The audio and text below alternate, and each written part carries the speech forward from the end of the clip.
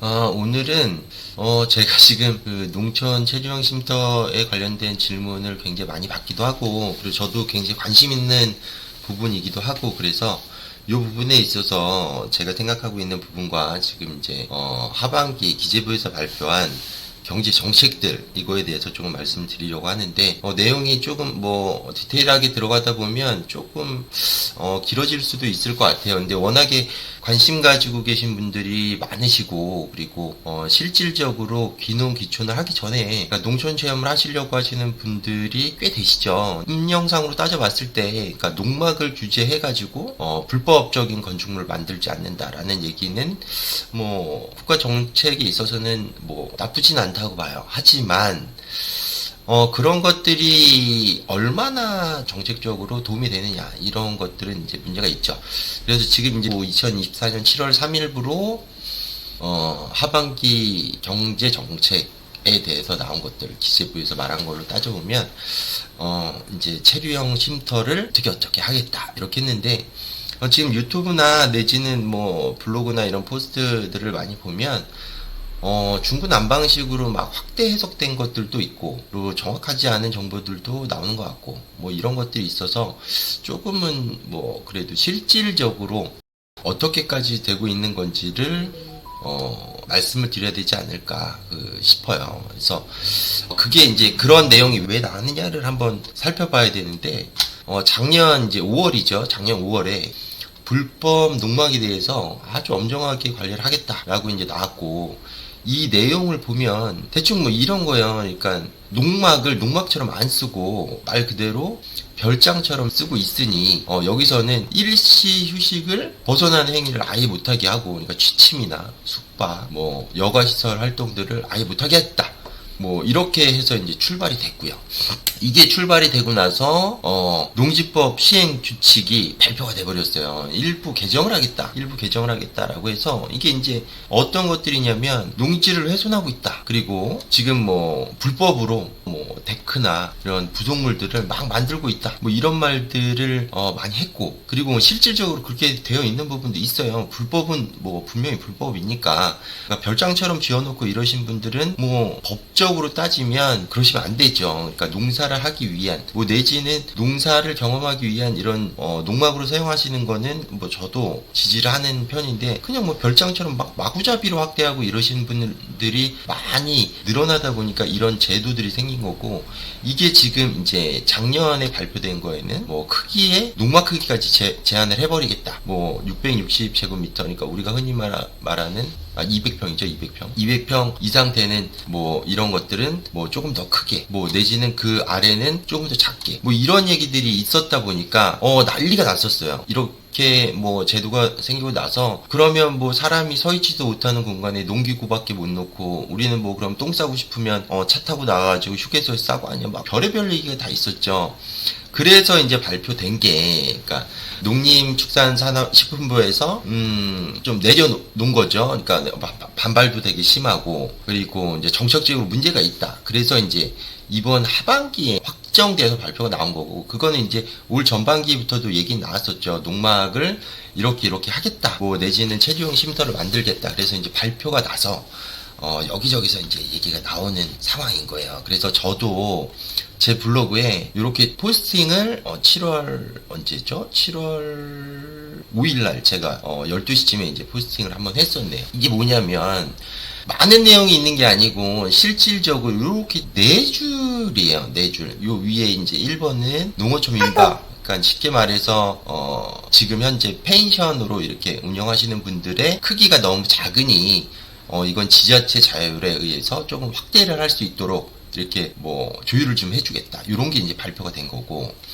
그리고 이번에 이렇게 네 줄, 그러니까 뭐 참고 사항까지 해갖고 총 네 줄인데, 이 네 줄을 가지고 이제 임의적인 해석들을 하시는 것 같아요. 그러니까 농지법이 어떻게 변할지 뭐 이거에 대해서를 생각을 해봐야 되는데, 그거는 이제 차치하고 나서 요렇게 발표됐으니까 요렇게 할 것이다 라고 얘기를 하는 것 같은데, 그냥 요것만 놓고 그냥 법률적으로 그냥 해석만 한번 해볼게요. 자, 그러면 이게 언제 시행이 되느냐? 딱 12월이라고 박혀는 있어요. 그러니까 12월에 시행이 된다라고 나왔으니 한 8월, 9월, 늦어도 10월까지는 시행안에 대한 정확한 구체적인 사항이 나오지 않을까. 이렇게 예상은 되는데 그것도 정확하게 언제인지는 알 수 없고요. 그리고 이 세 줄에서 그냥 나타나는 걸로 봤을 때 그럼 누가 만들 수 있느냐? 이것도 여기엔 박아놨어요. 도시민. 그러니까 실질적으로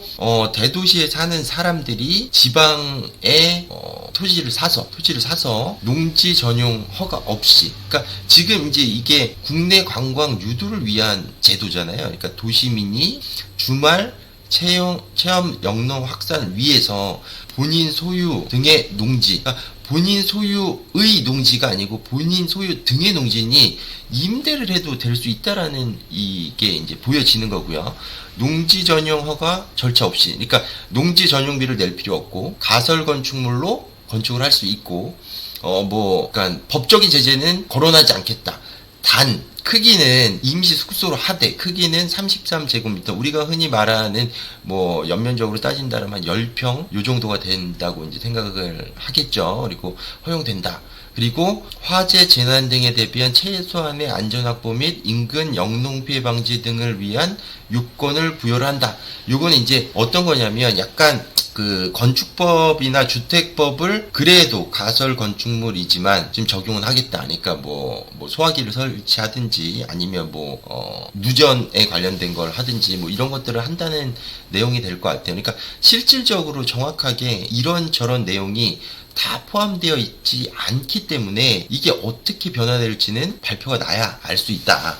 그러면 지금 이게 이제 일부 말씀하시는 분들은 농업진흥구역엔 안 된다. 농업 보호구역에만 할 수 있다. 내지는 관리지역도 관리지역마다 다르다. 이런 얘기가 나오는데 그거는 전혀 아직까지는 근거가 없는 얘기라고 볼 수 있어요. 왜냐하면 지금 앞에 있던 것들이 다 무시됐고 이렇게 네 줄로만 요약된 게 발표된 상황이기 때문에 뭐가 이렇다 저렇다라고 말하기가 되게 힘들어요. 그거는 이제 정확하게 시행 규칙이나 이런 것들이 나오면 그때 판단을 할 수 있을 것 같아요. 그러니까 실질적으로 이거에 대한 이제 의문점들은 되게 많이 나오죠. 기존의 농막은 어떻게 할 것이냐. 그러면 농사를 하고 있던 사람들은 6평짜리 농막을 짓고 그 사람들을 못 쉬게 할 것이냐. 도시민에 박아놨으니 그냥 지방에 살고 있는 사람들은 그러면 우리는 계속 그 오폐수도 안 돼 있는 이런 농막 생활만 해야 되는 거죠. 그럼 반발이 있을 수도 있겠죠.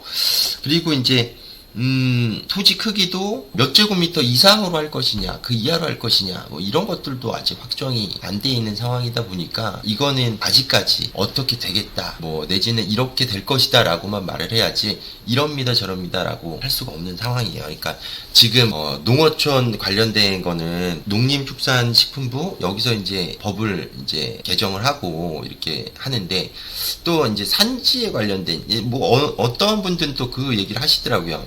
그러니까 농지에는 농막이라서 이렇게 되는데 산지는 그러니까 산림영사라고 또 따로 그러니까 농막처럼 임야도 그렇게 할 수 있거든요. 거기는 이제 건축에 대한 크기 같은 거는 제한이 없고 바닥 면적이 200제곱미터니까 약 한 60평 여기에 한 25%를 건축 면적으로 넘길 수 없다. 그러니까 따지고 보면 한 15평 정도의 이제 산림 경영사를 지을 수 있다라고 되어 있는데 거기도 이제 말 그대로 전원주택 무리하게 이렇게 생활하시는 분들이 꽤 많으세요. 이렇게 좀 유하죠. 임야 같은 경우에는. 그래서 그런 것들하고도 조율이 어느 정도 돼야 되지 않을까. 이런 것도 이제 생각을 해보게 됩니다.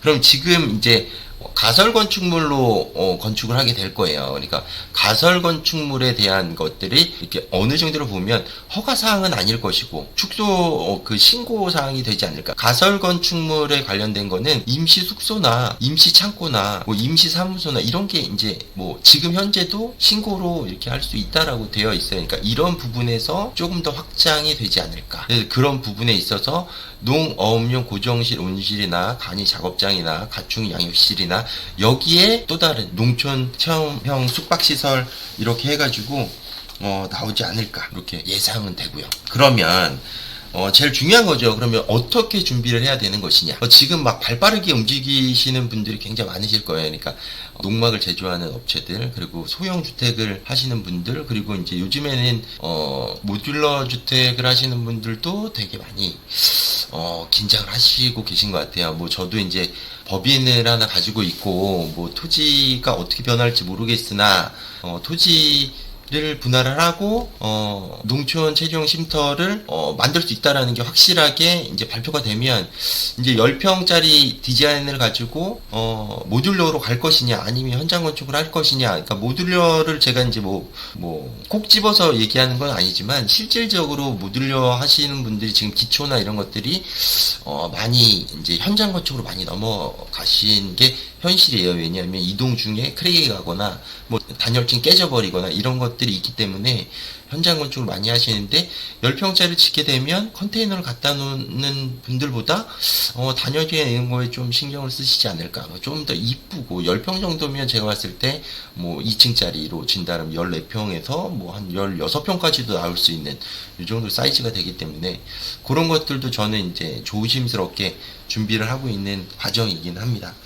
지금 다른 내용들은 뭐가 맞다, 뭐가 틀리다라고 저는 이제 말씀드리기는 힘들 것 같아요. 근데 이제 정확하게 알 수 있는 건 요렇게만 발표가 됐다. 요렇게만 발표가 됐다. 그러니까 다른 것들이 어떻게 될지는 조금 더 과정을 지켜봐야 되고 뭐는 된다, 뭐는 안 된다라고 하는 거는 지금 현재로서는 그냥 떠돌아다니는 풍문일 뿐이다. 이렇게 생각하시면 될 것 같고 조금 먼저 이제 준비를 한다라고 이제 공인중개사 입장에서 말씀을 드린다면 농사가 사실 그렇게 쉽지는 않아요. 쉽지는 않고 그러니까 도시에서 사시다가 주말을 좀 쉬시고 싶고 뭐 캠핑도 조금 해보고 싶고 뭐 농작물도 좀 키우고 싶고 그렇다 그러면 저는 80평도 꽤 큰 평수라고 생각을 합니다. 그러니까 60평에서 한 80평 그 정도 200제곱미터 미만으로 이제 보시면 될 것 같아요. 거기 왔다 갔다 200에서 한 250 정도, 좀 크다 그러면 한 250 정도.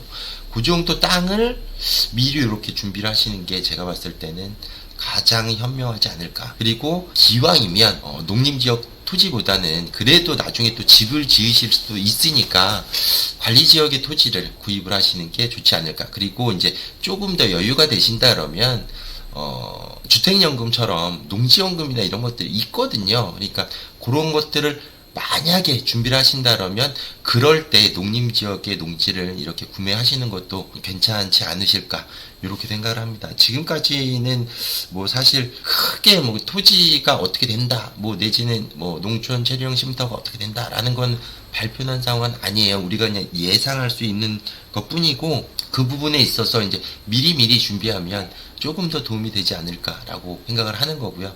제가 부동산 관련된 뭐 영상을 찍긴 하는데 이제는 조금 좀 다양화하려고 하고 있어요. 그러니까 제가 요즘에 이제 경매를 다니면서 뭐 리모델링도 조금 하고 있고 뭐 그 전에 이제 뭐 채권 관련된 부분에서 경매 넘어가기 전에 처리하는 부분도 있고 이래서 약간 뭐 영상을 찍고 이런 부분에서 이렇게 미뤄지는 부분이 없지 않아 있었는데 뭐 그런 것들도 열심히 해가지고 조금이라도 작은 채널이지만 오셔서 보시는 분들한테 도움이 될 수 있도록 최선을 다해서 노력을 해보겠습니다. 오늘은 강화 같은 경우에는 해가 반짝 났습니다. 오늘도 좋은 하루 되시고 구독, 좋아요, 그리고 댓글 저는 댓글 방진 안 하거든요. 댓글 많이 써주시고 궁금한 거 있으시면 제가 최선을 다해서 설명해 드릴 수 있도록 하겠습니다. 이상 강화도에서 이가이버였습니다.